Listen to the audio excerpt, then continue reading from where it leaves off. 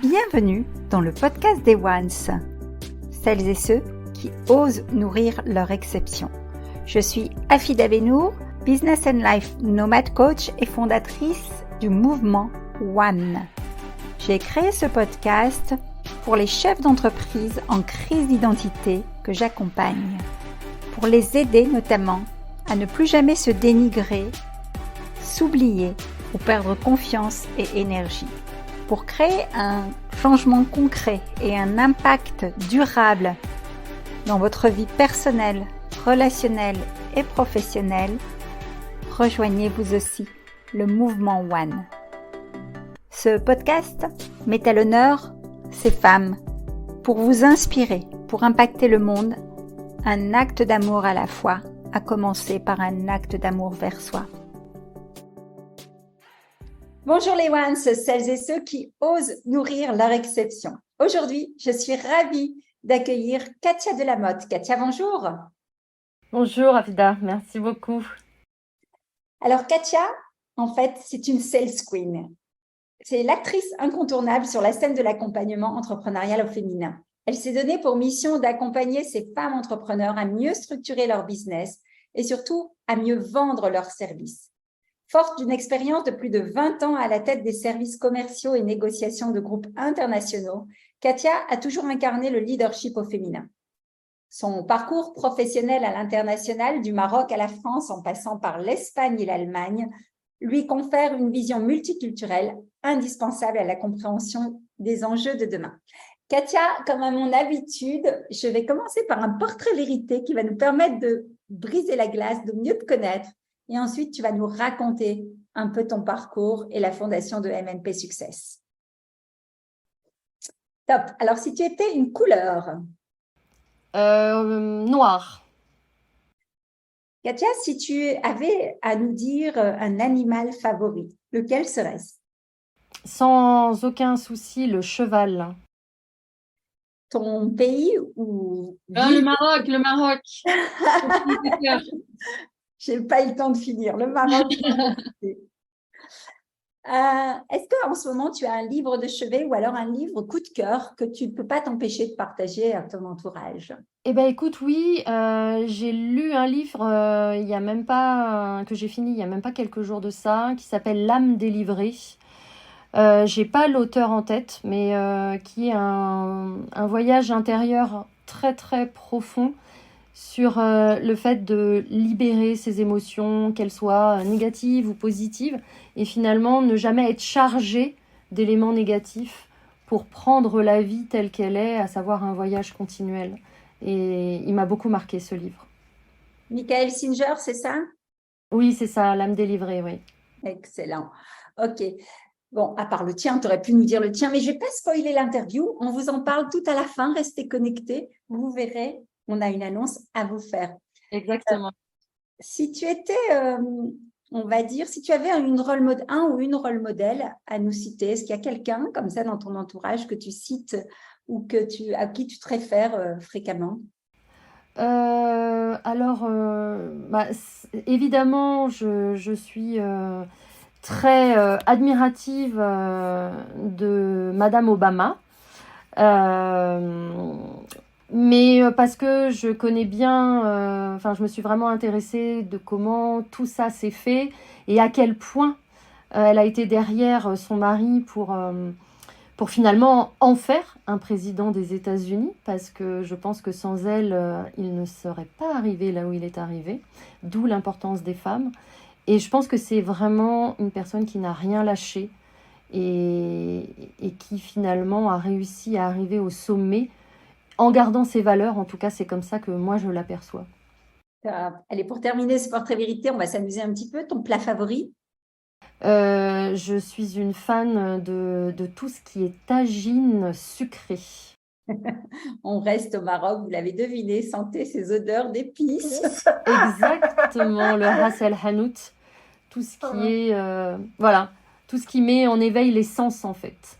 Excellent. Moi, j'écrivais un article, justement, mon article de la semaine dans mon blog.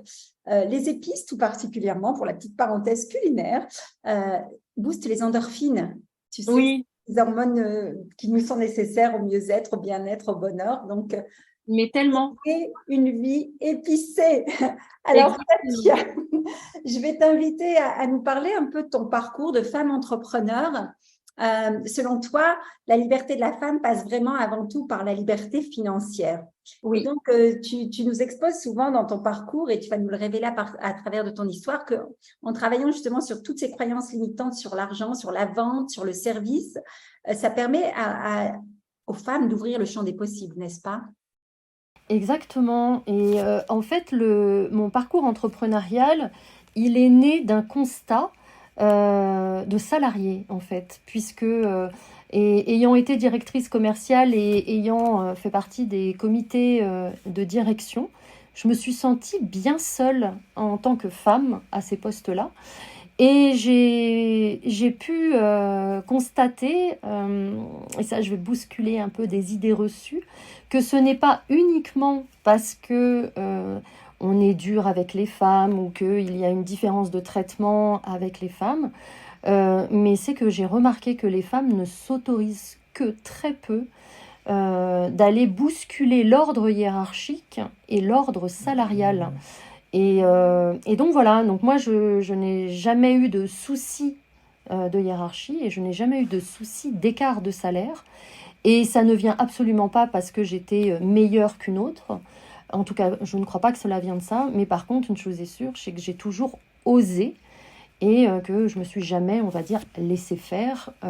Voilà, donc aujourd'hui, mon parcours entrepreneurial, c'est vraiment d'aider les femmes à vivre de leur activité en n'ayant évidemment pas la peur ni de vendre, ni de se vendre, puisque la plupart du temps, on a peur de se vendre avant même d'avoir peur de vendre.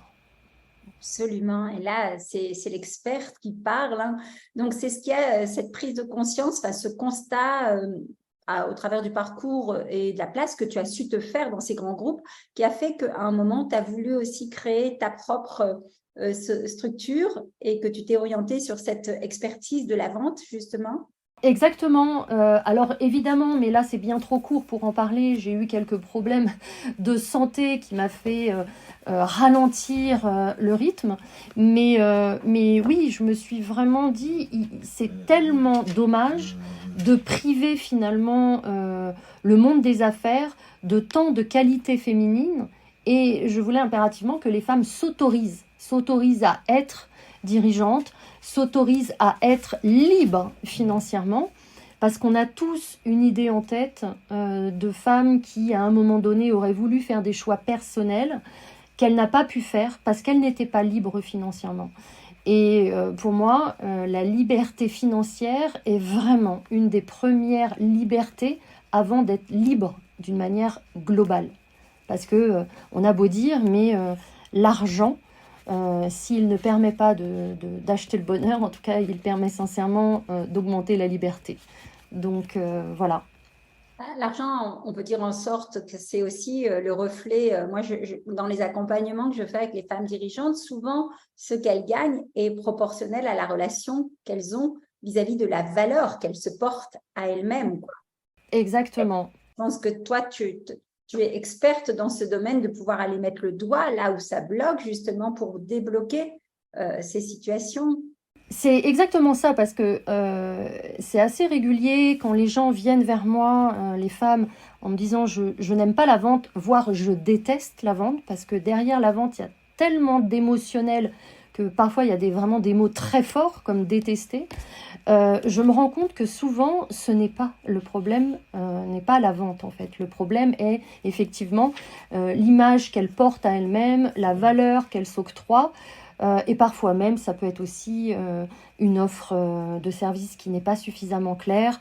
En tout cas, c'est assez régulièrement pas la vente le problème. Et effectivement, il faut s'autoriser à être entrepreneur, il faut s'autoriser à gagner de l'argent. Et il y a beaucoup de croyances limitantes tournées sur l'argent, sur la vente aussi, et beaucoup d'idées préconçues qu'on voit comme les vendeurs sont pas éthiques, etc. Et au final, tout ça ne sont que des croyances limitantes qu'il est nécessaire de dépasser pour avoir du succès. Et justement, en ayant du succès, on génère des revenus et ces mêmes revenus peuvent permettre de faire de l'investissement, ce que je fais également, et donc de travailler sur des revenus passifs et continuer petit à petit à gagner chaque jour davantage sa liberté financière.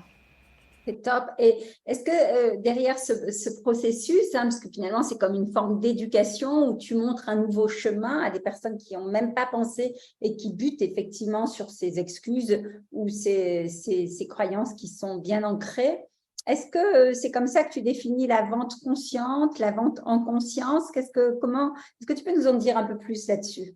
Alors, pour moi, la vente en conscience, pourquoi j'appelle ça de cette manière-là? C'est vraiment se connecter d'une manière extrêmement profonde et sincère aux besoins du client. Puisque moi, une de mes phrases favorites, c'est de vendre sans vendre, parce qu'on n'a pas du tout besoin de vendre quand on est sincère et conscient dans ce que l'on apporte aux autres. C'est-à-dire qu'on va offrir son service, on va savoir en parler, on va en parler avec amour, avec sincérité, parce qu'on sait ce qu'on peut apporter, on a eu du retour des clients, on a pu constater que ça a changé le quotidien des personnes qu'on a accompagnées.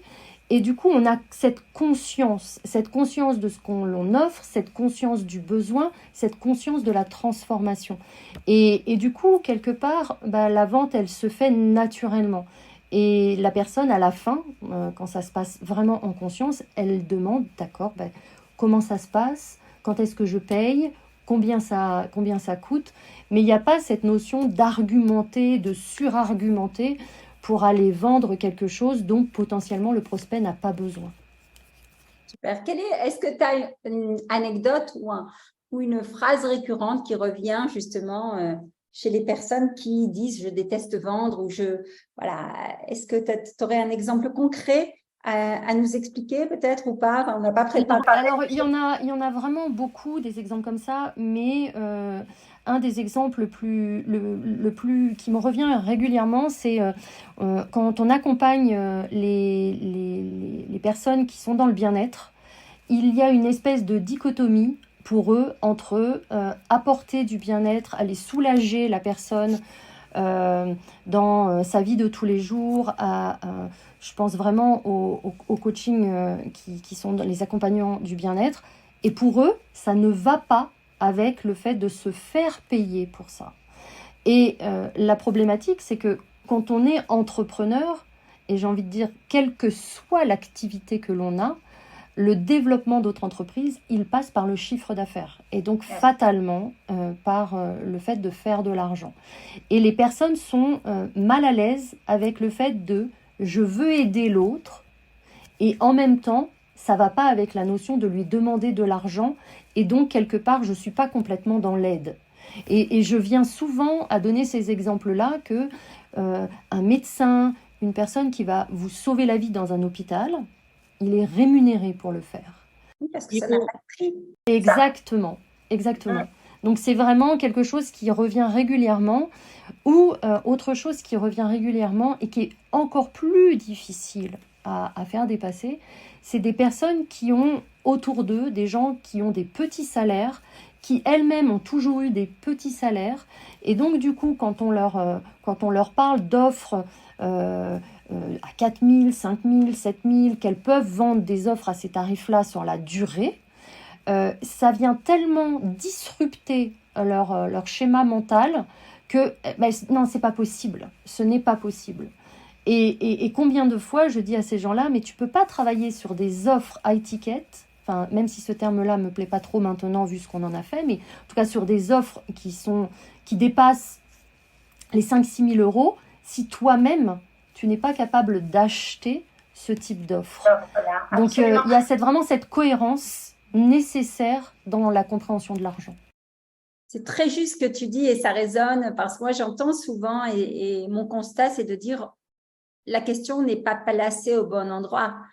la question est placée là pour le cas de la majorité de certaines clientes qui ont cette problématique-là sur le blocage de vendre. Il est placé sur le prix. Or, quand vous mettez votre focus sur la valeur ajoutée, sur la valeur, et on peut prendre l'exemple sur quelque chose de tangible comme une bouteille d'eau. On sait que si c'est une bouteille de 1 litre, elle va valoir tel prix. Par contre, sur un service, c'est un petit peu plus abstrait, mais cependant, quelle valeur vous mettez dans la transformation que la personne va vivre? Et moi, je focalise souvent sur la valeur ajoutée apportée à cette transformation, le prix n'étant que la conséquence. Mais malheureusement, le conditionnement fait que on va d'abord regarder le prix, qui est une valeur numérique qui veut absolument rien dire si tu l'isoles toute seule. Mais quand tu prends effectivement à l'envers, c'est disruptant, mais effectivement, tu vas aller regarder à ce que tu mets finalement dans le panier du client, dans sa vie, la transformation que tu apportes, même si c'est difficilement palpable au moment où tu démarres l'accompagnement, c'est aller chercher des preuves, des témoignages qui valident ça, en fait. Exactement. Et en fait, le prix n'est... alors, c'est vrai que ça peut paraître un peu challengeant quand je le dis, mais le prix n'est jamais un problème. La plupart du temps, les gens qui n'achètent pas un service, au-delà du fait évidemment qu'ils en ont potentiellement pas suffisamment besoin, quand ils en ont réellement suffisamment besoin, quand le point de blocage est le prix, ce n'est pas le prix. C'est finalement la confiance qu'ils mettent dans le fait que vous êtes la personne qui est la bonne personne pour vraiment les faire passer d'un point A à un point B. Donc la problématique n'est pas le prix, c'est la confiance qu'ils placent en vous, en vos propres capacités, à les amener réellement là où ils veulent aller. Et il ne faut jamais s'enfermer dans le prix. Même dans mon ancien métier où j'étais négociatrice, j'essayais toujours un maximum de sortir du prix, parce que la problématique du prix, c'est que finalement, c'est quelque chose qui nous enferme et qui nous amène dans un discours qui est complètement stérile, où on va aller argumenter, surargumenter, et ça ne sert absolument à rien. Donc il faut rapidement sortir de la logique de prix et parler de la transformation que ça va amener à la personne, le résultat, qu'est-ce que ça va lui amener dans la vie. Le prix n'étant que finalement un détail qui fait partie effectivement de la transaction commerciale. C'est top, hein. Vous voyez qu'on a bien affaire à une experte qui a vraiment éprouvé ça sous toutes les coutures. Enfin, moi, j'adore le point de vue de Katia et on pourrait en parler pendant des heures. Vous savez que ce podcast est volontairement suffisamment court pour vous donner envie d'aller plus loin et elle va nous donner envie d'aller plus loin, notamment nous partageant 3 clés essentielles. Quelles sont ces clés que tu dirais à des femmes entrepreneurs qui ont un business mature et parfois, justement, elles sont un peu dans le creux de la vague avec leur chiffre d'affaires? Quelles sont les 3 clés vers lesquelles elles pourraient revenir pour rebooster ce chiffre d'affaires, selon toi? Alors la première clé que je donnerais, c'est de cultiver sa différence. En fait, on a trop l'habitude de regarder la concurrence. Et le problème, c'est qu'en regardant la concurrence, parfois on veut imiter ce qu'on a la sensation qui fonctionne. Et le souci, c'est que dans ces cas-là, en imitant quelque chose qui fonctionne, finalement, quand on devient la copie d'un original, notre seule possibilité pour être compétitif, on en revient toujours aux mêmes choses, c'est le prix. Donc parce que il faut être assez dingue pour aller acheter la copie quand l'original existe. Donc du coup, il faut vraiment cultiver cette unicité, puisque votre différence, c'est vraiment ce qui fera que les gens viendront vers vous. En fait, ce qu'il faut comprendre, c'est qu'en vente, s'il y a 3 personnes, 4 personnes, 10 personnes qui ont le même accompagnement, dans l'absolu sur le papier, ce qui fera la différence, c'est la personne, c'est-à-dire c'est vous. Vous avec vos qualités, mais vous avec vos défauts, vos aspérités, vos vulnérabilités. Donc il faut vraiment montrer tout ça et montrer ce qu'est finalement l'accompagnement avec vous en tant qu'individu. Donc bien au contraire, au lieu d'essayer de lisser sa personnalité, c'est de montrer qui on est vraiment. Il y aura des gens qui ne nous aimeront pas, c'est pas grave, ils travailleront pas avec nous. Et à l'inverse, on attirera les bonnes personnes. Ce qu'on appelle quelque part le client chouchou pour certains. La deuxième clé, c'est vraiment se mettre au service de la personne qui est en face de vous. Il y a beaucoup de personnes me disent, moi quand je prends un appel de vente, je suis obnubilée par le résultat. Et du coup, je lui dis, mais est-ce que tu te rends compte à quel point être obnubilé par le résultat, c'est contre-productif. Et les personnes ne comprennent pas vraiment jusqu'à ce que je leur dise, mais en fait, tu mets ton focus sur la seule chose dont tu n'as pas la maîtrise. On n'aura jamais la maîtrise du résultat. Jamais. D'accord. Jamais, jamais, jamais. J'ai cette petite phrase un peu, voilà, qui m'a, moi, aidée par le passé, même si je suis aussi dans l'accompagnement à la relation d'aide. Très jeune, j'étais moins mature à la vente, encore que j'ai fait une bonne école de vente, c'était les marchés. Donc, j'avais quand même cette relation de voir les étoiles dans les yeux de mes clientes. Et donc, je n'avais pas de complexe à leur demander l'argent. Mais toutefois, je me faisais la réflexion, je n'habite pas dans le porte-monnaie des clients. Exactement. Tu sais jamais ce que la personne. Et donc, ne te mets pas à la place de la personne, n'essaye pas de savoir si elle va t'acheter ou pas, parce que tu as toutes les chances de toute façon d'extrapoler ton propre schéma de pensée sur l'autre. Et là, c'est mortel, parce que si pour nous, telle et telle chose sont chères, ben on se dit que la personne en face, c'est cher. Si la personne, pour peu qu'elle ait un mode de vie très simple, on va se dire elle n'a pas d'argent, alors que dans l'absolu, potentiellement, elle a plein d'argent, mais tout simplement, elle ne le met pas ni dans ses vêtements, ni dans sa manière d'être. Donc, on ne pas préjuger de la personne qui est en face.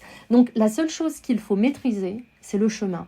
Et le chemin, c'est d'être ancré avec ce qu'on a envie de donner à l'autre, la transformation, son offre, et voilà. Et on va dire laisser le charme opérer. Si ça fonctionne, ça fonctionne. Si ça fonctionne pas, eh ben c'est pas grave. J'ai tendance à dire à mes clientes, ben en fait le non tu l'as déjà.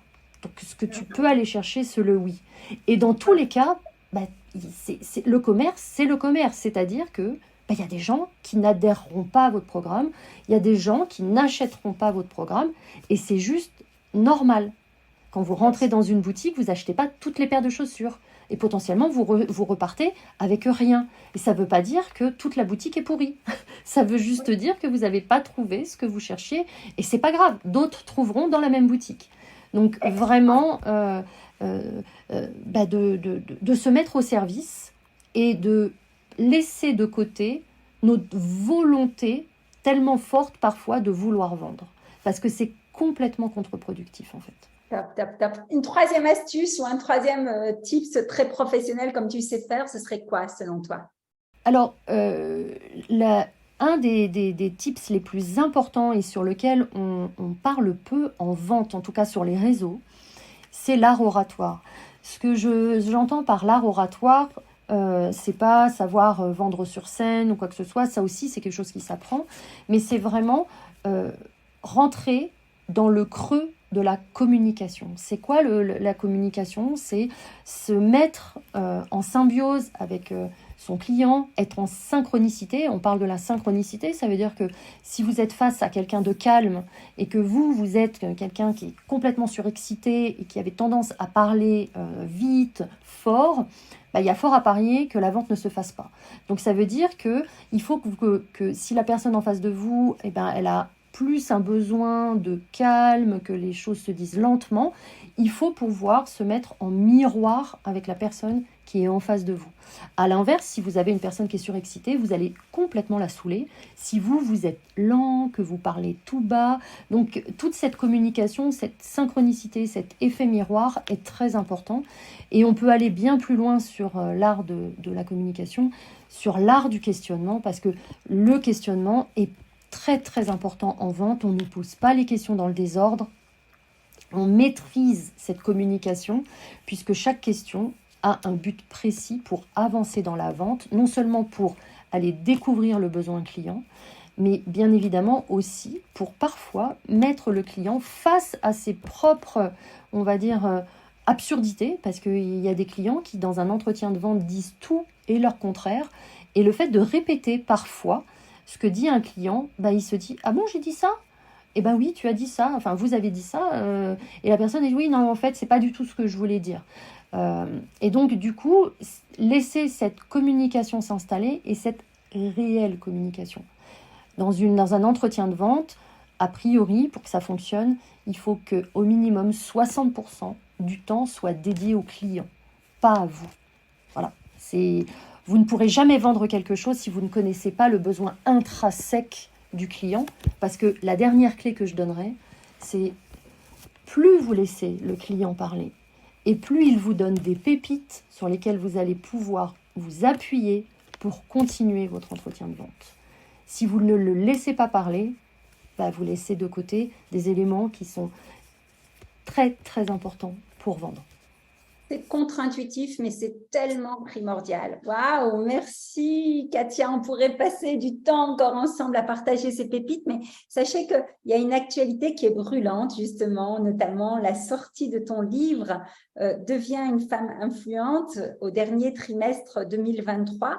Et vous retrouverez toutes les informations justement sur le site de Katia. Je vous mettrai en résumé www.katiadelamotte.com.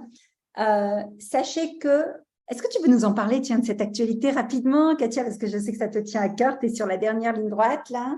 Oui, effectivement, donc j'ai sorti un livre je vais sortir plutôt un livre sur le dernier trimestre 2023. On m'attendait sur le terrain de la vente et je sors un livre sur l'influence. Deviens une femme influente. Parce que finalement, dans ce livre, je vais donner des clés, toutes les clés qui m'ont, moi, permis d'accéder au poste de directrice commerciale de grands groupes et membre de comité de direction. Pourquoi ? Parce que finalement, quand on maîtrise ces clés-là, quand on comprend l'influence, la vente découle tout à fait naturellement et on n'a plus aucun problème à vendre parce qu'on n'a plus de problème à se vendre. Parce que le vrai point derrière la vente, finalement, c'est réussir à se vendre soi. Parce que c'est nous qui accompagnons. Donc finalement, c'est, encore une fois, je reviens à ce que j'ai dit au début, c'est non pas votre programme qui est le plus important, même si bien évidemment il l'est, mais c'est qui vous êtes et comment vous allez traiter vos clients et quel est le lien qui va se faire entre vous et votre client. Donc pour moi, ça c'est très important, d'où l'influence.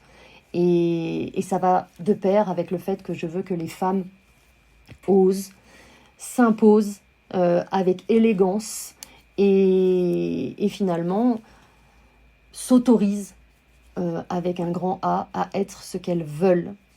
Et là, pour le coup, chacun fait ce qui lui plaît, puisqu'il y a tellement de manières d'oser et tellement de manières d'être épanoui.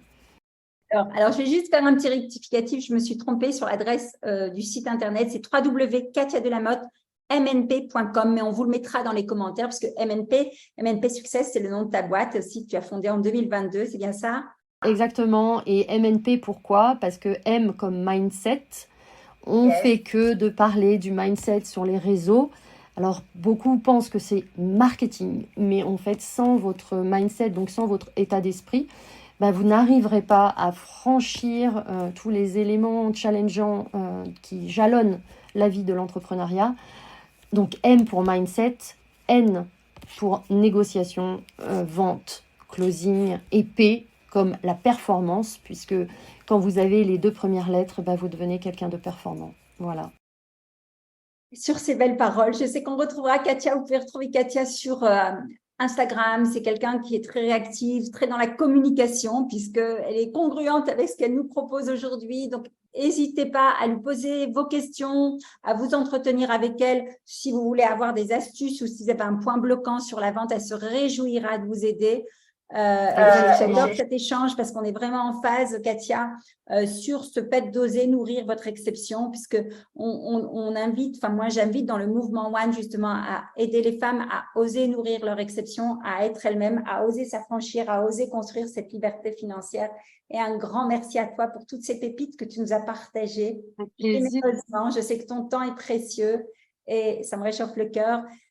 N'hésitez pas à mettre des commentaires, à nous poser des questions si vous le voulez. On se réjouira, Katia et moi, de vous répondre. Et on attend ton livre avec impatience. Oui, j'ai tellement hâte, moi aussi. À très bientôt, les Ones. Au revoir, à bientôt. Merci, Afida. Si ce podcast vous a plu, n'hésitez pas à chaque enregistrement, à chaque écoute, à nous mettre un commentaire, un avis. Cela nous réchauffera le cœur. Vous pouvez également, si vous le désirez, passer de l'autre côté du micro, simplement en me contactant. Et à très bientôt.